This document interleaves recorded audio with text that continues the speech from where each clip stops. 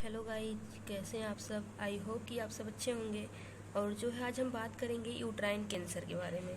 अगले वीडियो में जो है हम बात किए थे ओवेरियन कैंसर के बारे में। तो सबसे पहले जो है हम देखेंगे कि जो यूट्राइन कैंसर होता है उसमें होता क्या है एक्चुअली में। Cancer that form in tissue of the uterus. Uterine cancer क्या है? जो यूट्रस है उसकी जो टिश्यू है उसमें कैंसर हो जाना ही यूट्राइन कैंसर कहलाता है। The small hollow pear-shaped organ in a woman pelvic in which ये fetus developed। मतलब जो यूट्रस है वो क्या है? एक स्मॉल छोटा सा, हेलो मतलब गहरा बोल सकते हैं, पियर मतलब नाशपाती के आकार का जो है एक आर्गन है।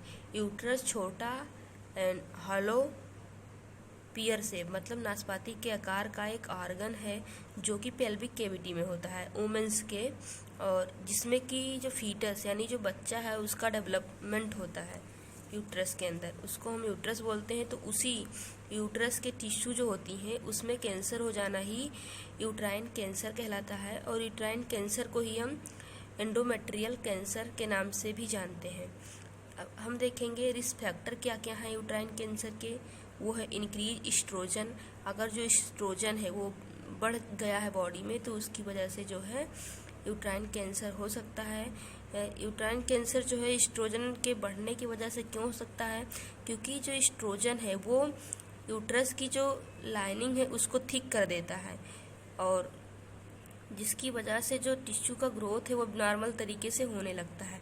हार्मोनल थेरेपी मतलब अगर कोई वुमेन्स है वो हार्मोनल थेरेपी ले रही है तो उसकी वजह से हो सकता है एस्ट्रोजन जो है हार्मोन्स वो ज़्यादा हो जाए या कम हो जाए, तो इस प्रॉब्लम की वजह से भी यूट्राइन कैंसर हो सकता है। नेक्स्ट वन है obesity and oestrogen secreting tumour अगर है तो भी जो है यूट्राइन कैंसर हो सकता है। अगर कोई ओल्डर एज है तो उनको ज़्यादा मतलब चांस होते हैं यूट्राइन कैंसर होने के, या इनफर्टिलिटी या इनफर्टाइल वुमेन है जो कि कभी प्रेग्नेंट नहीं हुई है तो उसको भी ज़्यादा चांस होते हैं वो यूट्राइन कैंसर होने के।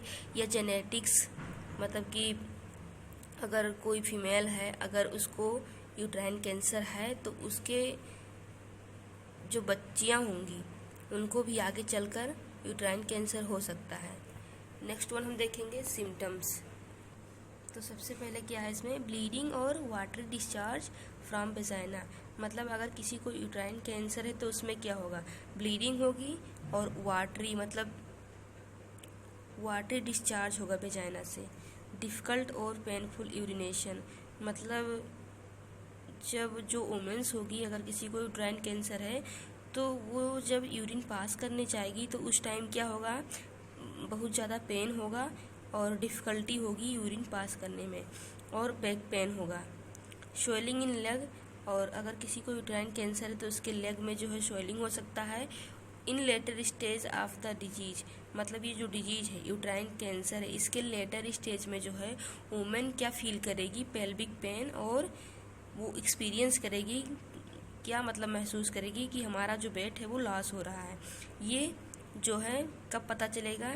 लेटर स्टेज में। अगर किसी को यूट्राइन कैंसर है तो पेल्विक पेन उसे जो है फील होगा, और वेट लॉस कि मेरा वेट जो है लॉस हो रहा है, ऐसा जो है उस वुमेन्स को फील होगा जिसको कि यूट्राइन कैंसर है। नेक्स्ट वन हम देखेंगे डायग्नोसिस पैरामीटर्स। इसमें ट्रांसवेजाइनल अल्ट्रासाउंड करते हैं, हिस्टेरोस्कोपी करते हैं। हिस्टेरोस्कोपी में जो है यूट्रस को एग्जामाइन करते हैं, और बायोप्सी करते हैं। बायोप्सी में क्या है? कुछ टिश्यू जो है यूट्रस से लेते हैं और उसको लैब इन्वेस्टिगेशन के लिए भेज देते हैं, और सीटी स्कैन करते हैं या MRI करते हैं, और CA-125 ब्लड टेस्ट जो है इसमें करते हैं। अगर 35 यूनिट पर ml से कम है तो इसका मतलब जो है उस वुमेन्स को यूट्राइन कैंसर है। नेक्स्ट वन जो है treatment. Once cancer has been diagnosed treatment strategy depend on the extent of your cancer. मतलब इसका ट्रीटमेंट क्या है यूट्राइन कैंसर का? ये है कि अगर कैंसर जो है हम डायग्नोस किए हैं कि उस वुमेन्स को जो है यूट्राइन कैंसर है, अगर ये हमें पता चला है तो उसका ट्रीटमेंट जो है उस पर डिपेंड करेगा कि कैंसर जो है कहाँ तक हो चुका है या कहाँ तक जो है स्प्रेड हो गया है। तो उसके ऊपर डिपेंड करता है treatment. Stage of endometrial cancer include, मतलब एंडोमेट्रियल कैंसर यानी यूट्राइन कैंसर जो है उसके कौन कौन से स्टेज है देखेंगे। Stage first, cancer is found only in uterus. जो स्टेज फर्स्ट है उसमें क्या है कि जो कैंसर होता है केवल यूट्रस में होता है।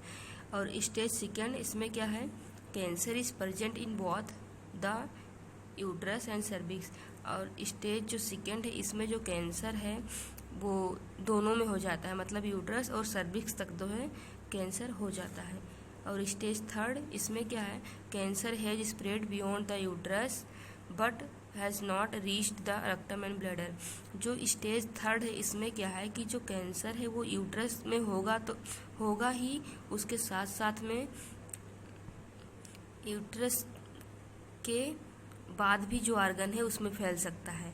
और जो कैंसर है थर्ड स्टेज में, यूट्राइन कैंसर का जो थर्ड स्टेज है इसमें जो कैंसर है वो रेक्टम और ब्लैडर तक नहीं पहुंचता, लेकिन जितने भी पेल्विक आर्गन है जैसे कि फ्लैपियन ट्यूब और सर्विक्स, वेजाइना, यूट्रस, ओवरी, इन सब में जो है कैंसर हो जाता है थर्ड स्टेज में। The pelvic area lymph node में भी इन्वॉल्व। और जो थर्ड स्टेज है इसमें पेल्विक एरिया और जो लिम्फ नोड है उसमें भी कैंसर हो सकता है। एंड स्टेज फोर्थ क्या है, कैंसर है spread pass the pelvic region and can affect the bladder, rectum and more distant part of your body. मतलब फोर्थ स्टेज में क्या होगा, जो कैंसर है वो यूट्रस में तो रहेगा ही, उसके साथ साथ में सर्विक्स, वेजाइना, फ्लैपियन ट्यूब और ब्लैडर, रेक्टम, ये जो है इन सब में भी हो सकता है। उसके साथ साथ में बॉडी में भी धीरे धीरे जो कैंसर है वो स्प्रेड हो सकता है फोर्थ वाले स्टेज में। नेक्स्ट वन है combination of treatment are often recommended surgery. इसमें जो है यूट्राइन कैंसर में कुछ सर्जरी करते हैं, उस सर्जरी का क्या नाम है, हिस्टेक्टमी। मतलब हिस्टेरेक्टमी में यूट्रस को रिमूव कर देते हैं। लिम्फ नोड डिसेक्शन करते हैं, इसमें क्या है, removal of lymph node near the tumour if cancer है स्प्रेड बियॉन्ड द यूट्रस। मतलब जो लिम्फ नोड है उसका डिसेक्शन करते हैं। इसमें क्या होता है कि जो लिम्फ नोड है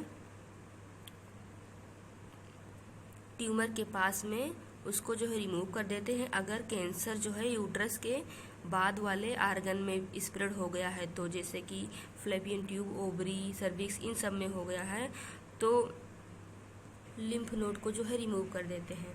नेक्स्ट वन है रेडिएशन थेरेपी। अगर किसी को यूट्राइन कैंसर है तो उसमें रेडिएशन थेरेपी देते हैं एंड कीमोथेरेपी देते हैं। ये चीज़ जो है हम सर्वाइकल कैंसर में जो है एक्सप्लेन किए हैं कि रेडिएशन थेरेपी और कीमोथेरेपी जो है कैसे कैसे दिया जाता है। आज का जो अपना टॉपिक था वो फिनिश हुआ। आई होप कि आज का ये टॉपिक आपको समझ में आया होगा। अगर ये टॉपिक आप लोगों को समझ में आया है तो प्लीज़ वीडियो को लाइक कीजिए, चैनल को सब्सक्राइब कीजिए एंड शेयर करना बिल्कुल मत भूलिए। तब तक के लिए बाय बाय, जय हिंद, जय भारत, थैंक्स फॉर वॉचिंग। मिलते हैं नेक्स्ट वीडियो में।